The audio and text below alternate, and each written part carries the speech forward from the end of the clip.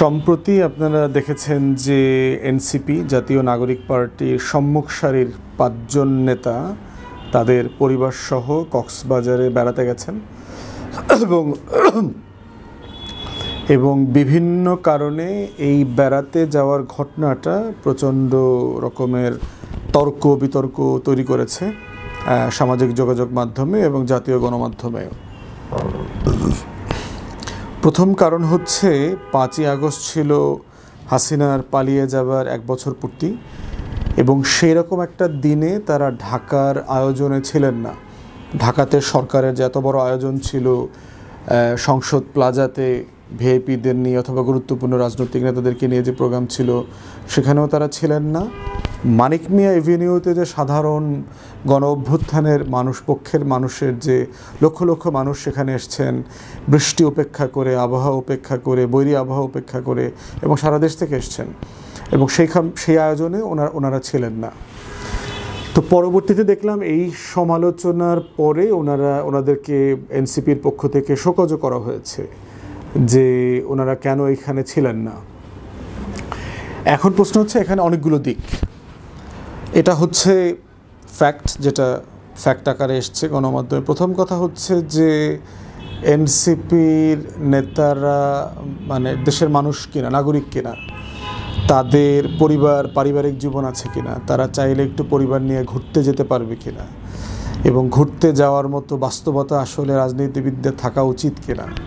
আমরা যারা রাজনীতি করি দিনের রাতের একটা লম্বা সময় এই অবৈতনিক কাজে আমরা ব্যয় করি, যার আসলে কোনো বেতন নাই, আমাদের আয় রুজিরও সময় অনেক মিনিমাইজ করতে হয়, পরিবারের সময় দেওয়া অনেক মিনিমাইজ করতে হয়। তো এই ধরনের বাস্তবতায় আসলে ঘুরতে যাওয়ার বাস্তবতাটা ঠিক আছে কিনা, তাদের যাওয়ার সুযোগ আছে কিনা, আমি মনে করি যাওয়ার ঠিক আছে, তারা যেতেই পারে ঘুরতে যেতে। পার্টিকুলারলি তারা প্রায় ৩০-৪০ দিন ঢাকার বাইরে সারা দেশ চষে বেরিয়েছে, পদযাত্রা করেছে এবং সফল পদযাত্রা করেছে নিঃসন্দেহে। সারা বাংলাদেশে ১-২টা বিচ্ছিন্ন ঘটনা ছাড়া তারা দেশের জনগণ, তরুণদেরকে বিভিন্ন এলাকাতে তারা মানুষকে কানেক্ট করবার জন্য চেষ্টা করেছেন। তবে ৫ই আগস্টের মতো একটা ঘটনাতে ঢাকার যে ঐতিহাসিক আয়োজন সেখানে না থাকাটা কি আসলে যৌক্তিকভাবে প্রত্যাশিত কিনা?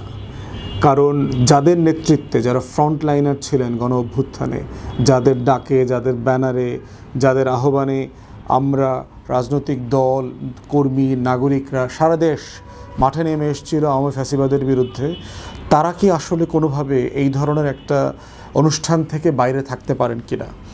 প্রশ্ন হচ্ছে যে প্লাজাতে যে নির্দিষ্ট সংখ্যক মানুষকে নিয়ে যে ঘোষণাপত্রটা পাঠ করা হয়েছে অন্তর্বর্তীকালীন সরকারের পক্ষ থেকে, সেখানে যদি তারা দাওয়াত নাও পেয়ে থাকেন, বাহিরে যে মানিক মিয়া এভিনিউতে যে লাখ লাখ মানুষ ছিল সেখানে তারা থাকতে পারতেন কিনা? আসলে তাদের এই থাকাটা আমি বোধ করি যে it's a error of judgement, যে তারা বেড়াতে যান, আগে যান অথবা ১-২ দিন পরে যান, কিন্তু এই সময়টাতে গণ অভ্যুত্থানের ১ বছরে তাদেরকে আমরা সবাই সাধারণ মানুষের মধ্যে দেখতে চাচ্ছিলাম, কারণ তাদের ডাকেই তো সারা বাংলাদেশে গণ অভ্যুত্থান হয়েছে।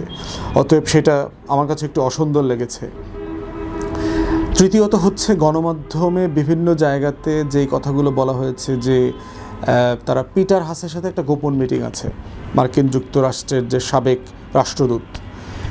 এইটা একটা ডাহা মিথ্যা কথা। সে যে কোম্পানিতে এখন কনসালটেন্সি করেন তারা কনফার্ম করেছে যে উনি বাংলাদেশে নাই, উনি ওয়াশিংটনে আছেন। তাহলে প্রশ্ন হচ্ছে, এবং এই গোপন মিটিংয়ের মাধ্যমে কী কী অর্জিত হবে? সেন্ট মার্টিন দিয়ে দেবে, বাংলাদেশের স্বার্থ বিক্রি করবে, রোহিঙ্গাদের ওইখানে নতুন করে ছায়াযুদ্ধ শুরু হবে এবং এইসবের বিরুদ্ধে এনসিপি ক্ষমতায় আসবে, এই ধরনের একটা আওয়ামী দিল্লির বয়ান আমরা সেখানে দেখতে পেলাম।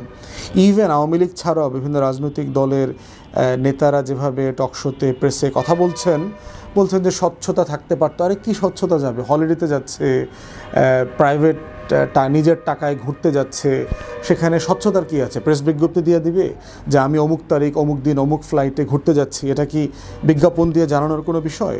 আমি বোধ করছি না এখানে স্বচ্ছতার তেমন কিছু নাই। বরং গণমাধ্যম, সোশ্যাল মিডিয়া এবং ব্যক্তিরা যারা সিরিয়াসলি এই অর্কেস্ট্রেটেড প্রোপাগান্ডাটা চালিয়েছে তাদেরকে দায়ের অংশ হিসাবে জবাবদিহিতার আওতায় আনা দরকার। কারা কারা এটা করেছে, কেন করেছে, তাদেরকে জিজ্ঞাসা করা দরকার, তাদেরকে ডেকে আনা দরকার। সরকারের কে করবে? তথ্য কমিশন আছে, অথবা সরকারি তথ্য মন্ত্রণালয়ের জন্য অন্য যদি কোনো বডি থাকে যারা ওয়াচডগের দায়িত্ব পালন করেন, যারা ডিসইনফরমেশন মিসইনফরমেশন ক্যাম্পেইন ডিল করেন, তাদের দায়িত্ব হচ্ছে এই ধরনের অর্কেস্ট্রেটেড ক্যাম্পেইন যারা করছেন তাদেরকে ডেকে জবাবদিহিতার আওতায় আনা, যে এই মিথ্যাচারগুলো তারা কেন করছেন। পার্টিকুলারলি গণ অভ্যুত্থানের ফ্রন্ট লাইনার যারা, সামনের সারির সম্মুখ সারির যোদ্ধা যারা ছিল, তাদের চরিত্র হনন করা, তাদেরকে দুর্নীতিবাজ বানানো, তাদেরকে চোর বানানো, তারা আগের মতোই পুরাতন আমলের ছেলেপেলে এইরকমই লুটপাট করে ব্যস্ত, এই ধরনের কথাবার্তা বলে যে অর্কেস্ট্রেশন করার চেষ্টা করা হচ্ছে, এটাকে চ্যালেঞ্জ করা দরকার। এর মানে এইটা না যে এই তরুণ ছাত্রদের কেউ মানে ইবলিসের মতো আচরণ করে নাই, চাঁদাবাজি করতেছে না, বাজে কাজ করছে না, তা না। কিন্তু যাদের বিরুদ্ধে অভিযোগ নাই, অথবা যে অভিযোগটা যার জন্য প্রযোজ্য না, তাদেরকে সেই অভিযোগ দিয়ে মানে সিরিয়াসলি মেলাইন করার চেষ্টা করা হচ্ছে। এইটা আমরা বিএনপি জামাত সরকারের সময় দেখেছি যে তারেক রহমান হাওয়া ভবন নিয়ে বিএনপির সময় প্রচুর দুর্নীতি হয়েছে, কোনো নিঃসন্দেহে, কোনো সন্দেহ নাই। বিএনপির নেতাকর্মীরা বিভিন্ন সিন্ডিকেট ডেভেলপ করে প্রচুর অন্যায় কাজ করেছে সেই সময়টাতে। কিন্তু যেই লেভেলে তারেক রহমান, জিয়া, খালেদা জিয়াকে নিয়ে দুর্নীতি এবং হাওয়া ভবনের সিন্ডিকেট রিপোর্টিং হয়েছে, সেই বাস্তবতাটা কিন্তু ডিসপ্রপোর্শনেট ছিল। একইভাবে দেখতে পাচ্ছি যে বাংলাদেশের এই আওয়ামী নিয়ন্ত্রিত গণমাধ্যম যারা এজেন্ডা সেটিংটা করেন, তারা এনসিপির নেতৃবৃন্দকেও, গণ অভ্যুত্থানের ফ্রন্ট রানারদেরকেও বিভিন্নভাবে ডিমিন করা, ছোট করা, হেয় করা এবং সমালোচিত করা, কন্ট্রোভার্সিয়াল করে দেওয়ার জন্য তারা দিনরাত কাজ করে যাচ্ছেন। এই ৫ জন নেতার ভিতরে একজন হচ্ছে নাসির আব্দুল্লাহ। তিনি আজকে একটা স্ট্যাটাস দিয়ে ওনাদেরকে যে শোকজ করা হয়েছে সেখানে সেটার উনি উত্তর দিয়েছেন, এবং ওনার জায়গা থেকে উনি যেটা ভালো মনে করেছেন সে বলেছে। বাট স্টিল উনি বলেছেন যে চিন্তা করবার জন্য তো একটা স্বাভাবিক একটা ঠান্ডা পরিবেশ লাগে। কিন্তু আমরা তারপরে বোধ করছি যে ওনাদের এই ফান্ডামেন্টাল পয়েন্টের সাথে একমত, যে রাজনীতিবিদদেরকে আমি দেশের বাইরেও দেখেছি যে তারা একটা ডিসক্রিট লোকেশনে চলে যান, আইসোলেশনে চলে যান, 3 দিন 5 দিন 7 দিন, ভাবেন ইস্যুসগুলো নিয়ে কী করা উচিত, কীভাবে করা উচিত। তো সেটা একটা ভালো আইডিয়া, কিন্তু কোনোভাবেই সেটা 5ই আগস্টটা এইটা সিম্পলি সাধারণ মানুষ, গণ অভ্যুত্থানের পক্ষের মানুষ যারা তাদেরকে নেতা মেনে একসময় তাদের ডাকে রাস্তায় এসেছিল, তারা আসলে পছন্দ করেন নাই। অতএব সেই বিষয়টা ওনাদেরকে বিবেচনায় নেওয়া দরকার, এবং ওনাদের অনুপস্থিতির ব্যাপারে যে মানুষের মধ্যে প্রশ্ন তৈরি হয়েছে সাধারণ নাগরিকদের মধ্যে, সেইটাও কোনো না কোনো ফর্মে ওনাদেরকে অ্যাড্রেস করা দরকার। আর গণমাধ্যমের জবাবদিহিতা, সোশ্যাল মিডিয়াতে যে সকল ক্যারেক্টার এই অর্কেস্ট্রেটেড মিসইনফরমেশন ক্যাম্পেইন প্রপাগান্ডা করছেন, তাদেরকে সিরিয়াসলি অ্যাকাউন্টেবল করা দরকার। ধন্যবাদ।